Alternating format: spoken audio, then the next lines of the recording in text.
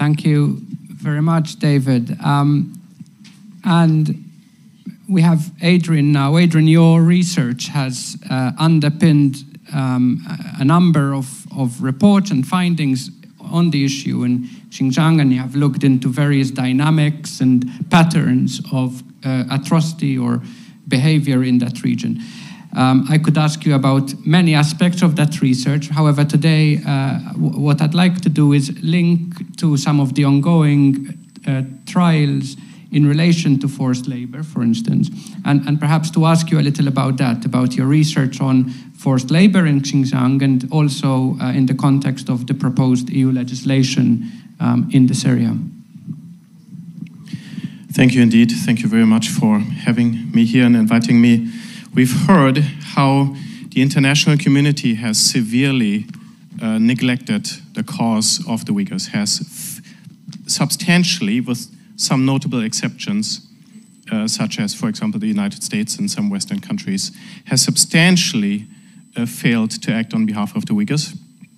And if we look at some of the things where there's a particular capacity or legal responsibility to act or do something, we have on the one hand the Genocide Convention, and even if there's a risk of genocide occurring, even if there's a risk, there's an obligation to act on that risk in order to prevent it. And the second is forced labor, because in most countries, forced labor is illegal. And there's already precedent. There's already either legal or moral or other mechanisms to do something about it. Now, it's remarkable if you look at the United Nations report that came out on the Uyghur homeland this summer, or this autumn. Which are the two areas that were the weakest in the report, that were much shorter than other areas, that were highly underdeveloped, with a lot of available evidence not presented? Exactly those two areas: birth prevention, risk of genocide through systematic birth prevention, very weak, and forced labor. Now, I'll briefly talk about forced labor. We're seeing some new developments. Chen Quanguo, party secretary of the Xinjiang Uyghur Autonomous Region, as it's called by China, from 2016 to 2021. Very high campaign style, very intense campaigns, highly mobilizational style of mass internment, firstly, and of course, forced labor. Mobilizing Uyghurs into labor transfers.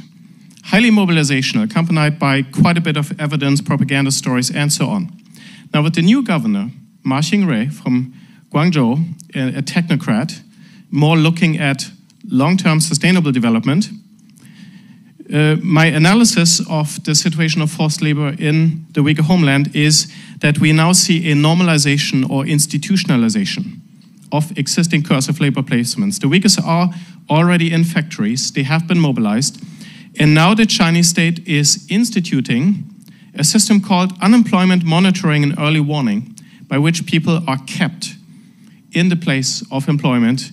It's to prevent them to fall back into poverty, but of course, if you give up your state-assigned job, then that would make you fall below the financially measured income poverty line of the state. The quota of annual vocational training sessions has been increased by 50%, from 1 to 1.5 million annually. And every able-bodied adult is now required to work. Interestingly, until 2021, under Chen Quanguo, only at least one adult per household was required to work. So it's an intensified requirement, and these intensified requirements increase the risk of forced labor and the potential scale of forced labor. Across the two systems of forced labor, I'm estimating that conservatively up to 500,000 ethnic minorities are forced to work after they have been through the internment camps. And between 1.5 and 2 million are at significant risk of forced labor through poverty elevation, through labor transfer, the system that's not directly connected to the camps, although refusal to follow government orders makes you liable for internment. So the total scale of forced labor in Xinjiang is potentially between 2 and 2.5 million at risk, which is nearly 10% of the 28 million globally and estimated to be globally enforced labor, according to latest reports. Now, the European Union has proposed legislation and to combat forced labor, and it's quite typical. This legislation targets the most common form of forced labor, which is private company, corporate forced labor. But in Xinjiang, the main problem is state-sponsored systemic forced labor, which is systemically different. It's different to measure. The ILO indicators don't work very well, especially not in Xinjiang, because it's a politically motivated system, not so much economically motivated. And so what I'm saying about the EU instrument that's proposed, the EU instrument has to introduce a measure to address state-sponsored forced labor in Xinjiang. And the one possibility is the risk database that is being proposed. And in that risk database, the key will be that they are able to designate entire regions of high risk, effectively reversing the burden of proof, shifting the burden of proof from the European Union to those who seek to import from Xinjiang. And the second challenge, and that's the last point, within my 5+ minutes, the supply chains is that a lot of products from Xinjiang, especially cotton, is an input material for a lot of textile production in Southeastern Asia, in other parts of Asia. Tomatoes are being processed in Italy, in the Philippines, and that will have to be tracked in the database mechanism. So it's all about the implementation, and my major concern is that the EU instrument is not specifically claiming to be dedicated to tackle state-sponsored forced labor. And that's something that will have to be remedied. Thank you.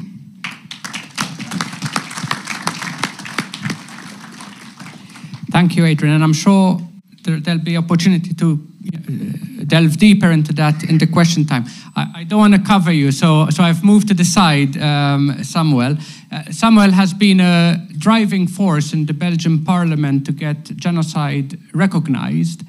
But today what I'd like to ask you about is indeed your work in relation to forced labor legislation and generally your work in relation to recognizing the atrocities happening in Xinjiang in the Belgian parliament. Well, thank you so much for inviting me here. It's a great honor to sit in such a distinguished panel, especially next to Adrian Zenz, who's like a rising star for us in parliaments and whose work has helped us tremendously.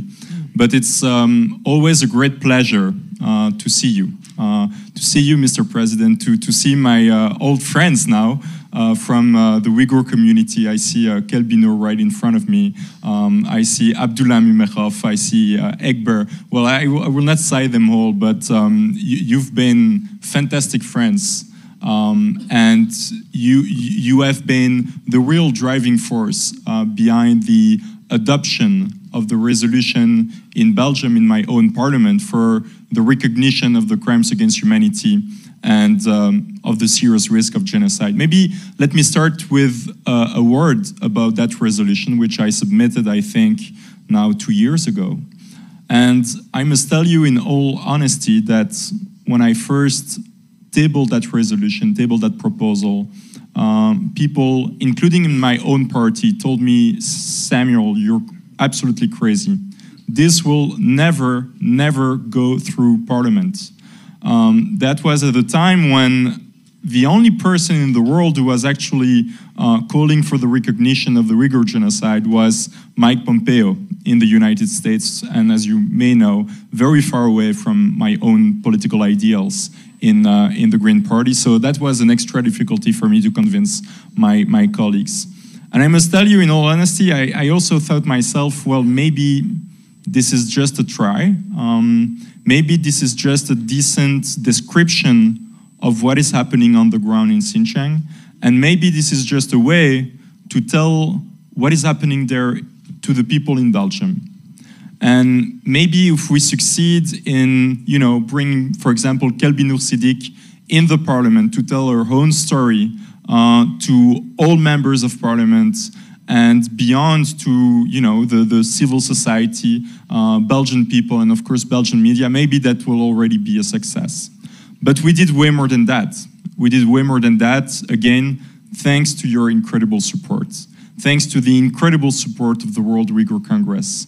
And thanks to you, we were able to pass that resolution. Not with unanimity, you know that the Communist Party abstained, but with a huge, huge majority of members of parliament from the right, from the center, from the left, and of course from my own Green Party. Now, some people maybe consider that the resolution we adopted in Belgium was a step back, considering the other resolutions adopted in other parliaments, because we actually recognized, indeed, as Adrian said, a serious risk of genocide. But for people who know international law, they know that Article 1 of the Genocide Convention of 1948 provides an obligation for member states not only to punish the crime of genocide, but also to prevent it. And so it is actually a fantastic tool for us now, and now I come to the second point about the fight against forced labor, but to say, look, states, look, government, you do have an active positive obligation upon you, upon your shoulders, to act and to take preventive measures against what is happening on the ground, against the mass atrocities against the Uyghur people in Xinjiang in China. And that is why I think the fight is not over. I think that the adoption of that resolution in my parliament was actually only the beginning and the launch of the campaign against mass atrocities in China caused by the PRC. And so now I think that we must focus our efforts against the import of products from forced labor. And Adrian has spoken about what is happening at the EU level, but I want to emphasize that we also do have a responsibility at the domestic level, at the national level of member states, of states like Belgium. And I want to give you a very concrete example. Just a few weeks ago, I tabled again a new proposal, a new piece of legislation to include in our criminal codes a new crime of importing knowingly products issued from forced labor, including, of course, from the Xinjiang region. I believe that we must take our responsibilities. We cannot say on the one hand, oh look, in Belgium forced labor is forbidden, slavery is forbidden, and on the other hand, knowingly, on purpose, taking advantage from forced labor in another part of the world, in China. That is not responsible, and we must change that. And really, you can count on us. You can count on us to adapt the legislation and, you know, to make it more in line with the 21st century and to our ideals of human dignity for all, including the Uyghur people. Thank you.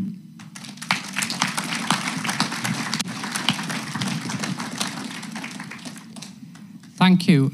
Before we proceed, first and foremost, could you join me once again in showing an appreciation for our speakers who have...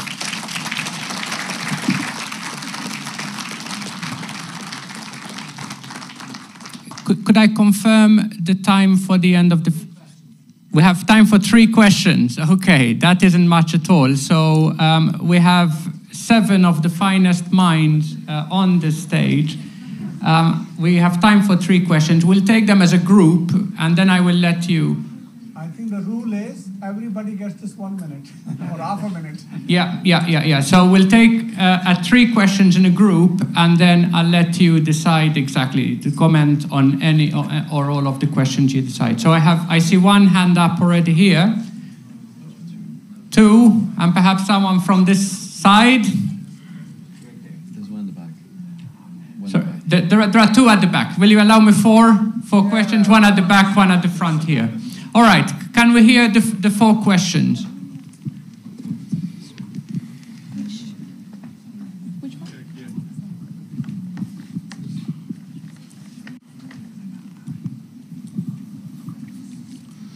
Hello, everybody. Thank you kindly for giving this opportunity to me.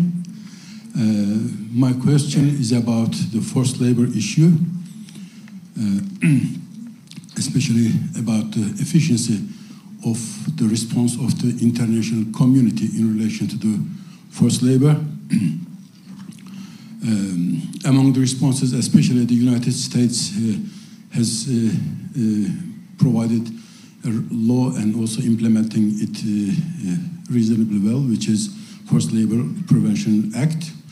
But I have doubts in relation to the general efficiency of those response of the world in this regard. The reason is that China can, for example, sell the products that is made by forced labor within its own domestic market and use the products made by Han Chinese, which is not made by forced labor, to international markets, export markets. And this way, they can easily deceive us, and we will think that things are happening, working, and all that. I think we need... Okay, please take note that Uyghurs don't have much time left. Already there is significant damage inflicted on them. Thank you.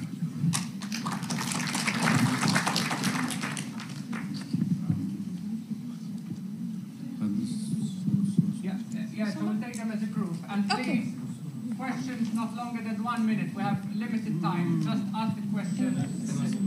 There was somebody at the back there. Someone at the back? Was it you? Okay, sorry. Selamun Aleyküm. Hello everyone. Benim sorum da Mehmet Bey'in sorusuna biraz benziyor. Çin soykırım yapıyor. Sadece Çin'de zorla çalıştırılan ürünlerin ithal edilmesi değil, Çin'de üretilen bütün ürünlerin ithal edilmesi ve bu Çin'e yaptırım olarak kullanılması konusunda bir girişimde bulunamaz mı? Soru bu. Yani bunu hukukçuların hepsini soruyorum, yani kim cevap verirse.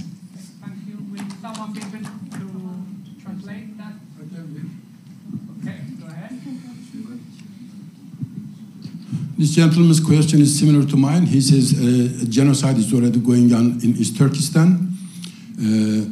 His question is, can a general imposing of forced labor products, general imposing of all products made in China, can that be achieved to get a real outcome in relation to the Uyghur issue? Thank you. There was a question at the back there. A lady, I thought it was. It was a lady. But there is no. Is there any possibility to seek a path of having a UN resolution on China's crime against humanity and the Uyghur genocide? Okay, perfect. The last two, we have David, we have Dolphus, and then Pamela.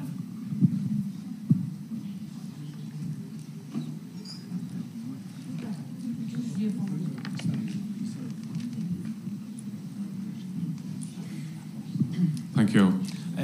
Easy question for you. From your perspective, what has been the cause of delay for governmental action, and has something changed to remove the source of that delay that makes it more likely now? And Dolphus here at the front, and then it will be open to the panel. There was one lady in the front. I thought there was, I right? think it's only fair that you give a lady chance. Yeah, I thought there was. Well, first I would like to thank all panelists and particularly Sami Zubair. Your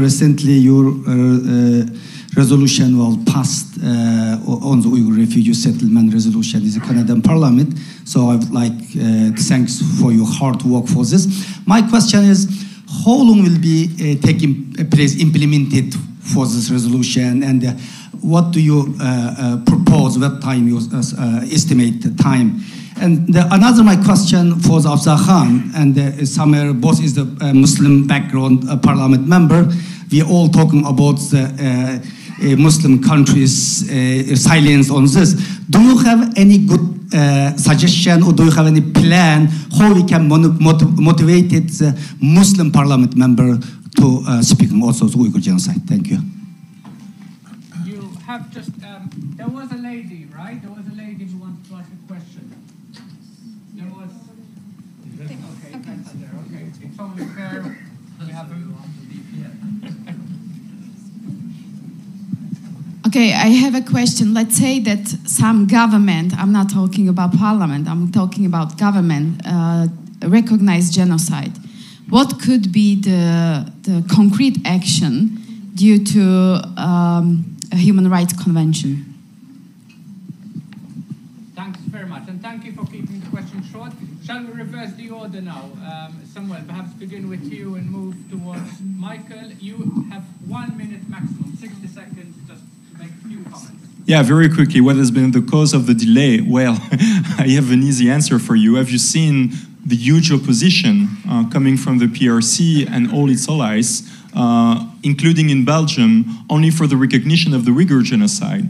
The sanctions that have been imposed on MPs and researchers, the cyber attack that has caused the cancellation of a hearing in the parliament, cyber attack that has shut down all government and even the parliament when we were discussing this adoption of the Uyghur resolution. So you can imagine that when it comes to the fight against forced Uyghur labor, then it becomes very, very difficult because you're also facing the huge power of big businesses and corporations. And so, I mean, let's face it and let's be honest, the fight will be even more difficult. And so that's why I think then when it comes to the fight against forced labor, we must also act with civil society and with people on the ground, because people on the ground do not want to buy, you know, T-shirts coming from Uyghur forced labor. They also, you know, adhere to our ideals, to justice and human dignity. And so that's why I think it is time to build huge alliances also with civil society and the people in the streets. Firstly, that's not me, I don't think. I think Beijing was just connecting to us. Firstly, I think we should probably stop pretending that the UN human rights mechanism is still working. I think we probably just need to be honest and declare it broken. That's my opinion, as a non-expert on the legal side. Specifically, of course, I can respond. The Uyghur Forced Labor Prevention Act stipulates, because of the exact problem you mentioned, that from Xinjiang region, you get products to the domestic Chinese market, and then they're input material and then exported, and it says made in Shanghai or Guangdong. The Uyghur Forced Labor Prevention Act has a stipulation to research those linkages and assess the risk. And I'm not sure if that's being done or not, but also the European Union, anybody who tries to tackle this problem, I mentioned the risk through Southeast Asia, but of course the risk of obfuscation through China domestically is the highest by far. The gentleman who referred to a general ban or import ban from goods made in China, I think any procedure needs to be legal, has to have a legal basis, and a legal basis has to distinguish between goods that are made with forced labor and those who are not, and that will have to be a basis for a law to be fair and just. And unfortunately, it does introduce significant complications, and it's a huge effort to do so. Okay, I'm going to try to answer that question about what can concretely be done about genocide.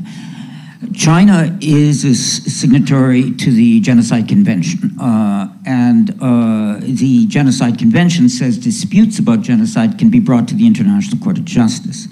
Almost every other country is a signatory to the Genocide Convention, so that any country, or almost any country, can bring China to the International Court of Justice for violation of the Genocide Convention. China has entered a reservation saying that we do not accept the jurisdiction of the International Court of Justice. The Vienna Convention on the Law of Treaties says you cannot enter a reservation that is contrary to the intent and purposes of the treaty. There's an argument to be made that the reservation is contrary to the intents and purposes of the treaty and therefore has no validity. That argument has been raised when Congo brought Rwanda to the International Court of Justice for genocide, and the court decided in favor of Rwanda. However, the statute of the International Court of Justice says there's no precedent in the court, and there are distinguishing situations between the Congo-Rwanda situation and the East Turkestan China situation. So I would suggest concretely asking any state that's a signatory to the Genocide Convention to bring China to the International Court of Justice. Thanks. In answer to Ivetta's question, the United States outgoing Secretary of State, Mike Pompeo, declared that genocide is being committed in China. Now, the standard under the convention is lower than that. It's any risk of genocide requires the state to take action to stop it. So when Mike Pompeo declared that it's happening, then that puts a very high responsibility on the United States government. Immediately after Pompeo left the office, Tony Blinken came to the office and he confirmed in his congressional presentation that he believes that genocide is being committed in China. So the United States government is under obligation under the convention to take any action necessary to stop the ongoing genocide. So that's the obligation of the United States. Other states have not recognized it, although the parliaments have approved it. These decisions by the parliaments have not been adopted by the government. But the United States government, through its Secretary of State, had confirmed that it has happened. So I'll respond to the two questions that haven't yet been answered. One about my motion M62, the second around Muslim parliamentarians. And that being said, I agree pretty much with everything that's been said thus far. First off, my motion M62 calls clearly for the government of Canada to welcome 10,000 Uyghurs from third countries as of 2024. This will be voted on soon, very soon. This speaks to our tradition of providing asylum to those who need asylum. This is our tradition, our Canadian tradition. It's a proud tradition. It's one that's supported by Canadians and by our government. We will be voting on this. There's a high level of awareness and support for this.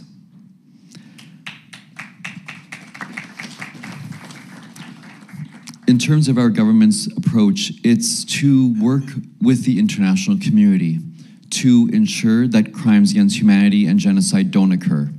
So whenever, and we have spoken to this issue publicly at the highest levels, our government has spoken to this issue.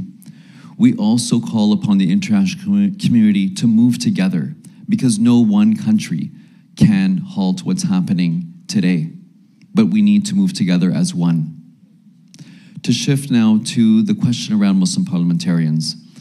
And I don't think it's fair to ask those of Muslim background to alone be dealing with this issue, nor should we expect it.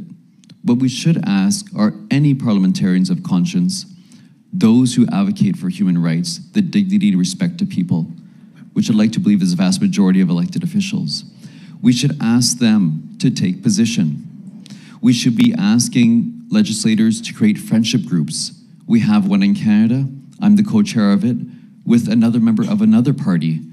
Alexis Brunel-Duceppe, who is here in this room at this moment, in the back, is part of the executive of that group. We have parliamentarians from different parties coming together, making friendship groups of different backgrounds. People of no faith, people of faith, people of different backgrounds, different faiths, coming together to say this must stop. That's what we should be pushing for, I would suggest. Thank you.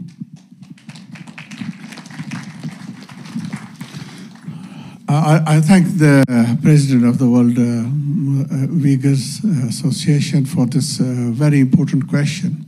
In my opinion, we can't dance around. The bottom line is, when you have overwhelming Muslim world remaining silent, we then have to ask a question, why this is so? So my first point would be rest assured that the Muslim masses are with you. What we need to make sure is that we bring about the awareness of what is going on. The more they will learn, the more they will stand with you, more they will make it difficult for their leadership that they cannot ignore. My second point on this one would be is, which I agree with, and that point is that we need to build alliances. And that alliances isn't just about Muslim parliamentarians, which I think is important, and I think we should organize them. I think we should build up the links. We should get parliamentarians from every Muslim country parliament. There will be who will join their hand with us. So we should do that, but we need to go much bigger, and that is building alliances of other people as well, other people who have been suffering from China as well. There are a number of different groups there as well, so we need to build that alliances as well. And the third thing I would say to you is probably one of the most powerful things which we haven't touched on is Islamophobia. You see, in Britain, November is seen to be Islamophobia Awareness Month, where the activities take place to bring about this awareness. Let us not forget then, this is also Islamophobia, what is happening with the Uyghurs in China. So the scale from a local level to the country level to international level links up. And I think this will also help us to bring some of these parliamentarians from the Muslim communities on board and to develop this. I think it's a very important work. We should get on with developing this network so that we can encourage to bring about more awareness within the Muslim countries. Thank you. I'm going to try to answer every question, but in very few words. On Dolken's question about getting the Muslim community around the world, you have a massive opportunity now that Somalia is backing the Uyghur people. So speak to the Somalian people, get them on board. There's no reason why they can't raise it as a motion at the Organization of Islamic Cooperation. This gives you this opportunity. So really do use that opportunity to reach out to them, thank them for their support, and to get them really on board. In regards to forced labour in the UK, our legislation is much too soft, and there are a number of ways to make that stronger, and people are working on that. In regards to can we get the General Assembly to back the Uyghur people? The recent Human Rights Council vote was defeated by 2 votes, as you know, which turned out to be 1 the next day when Ukraine changed their mind.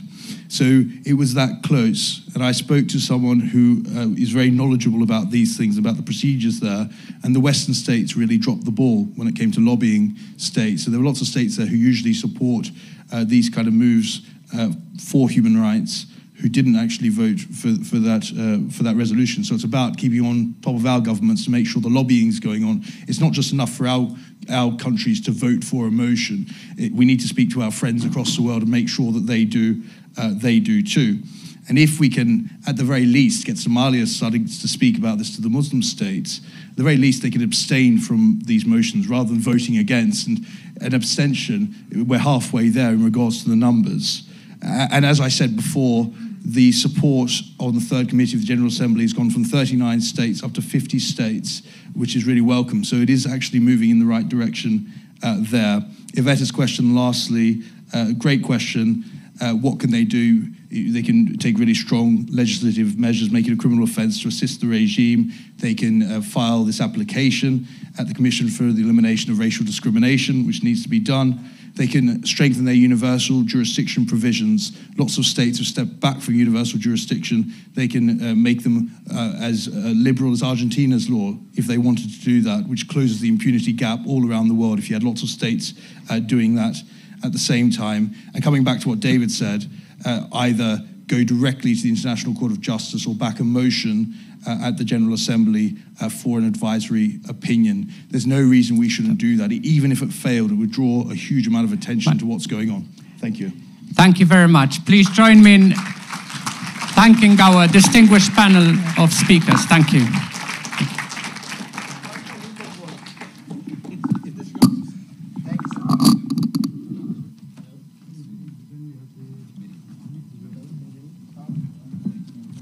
Can I have one of them? Hello, can you hear me now? Okay.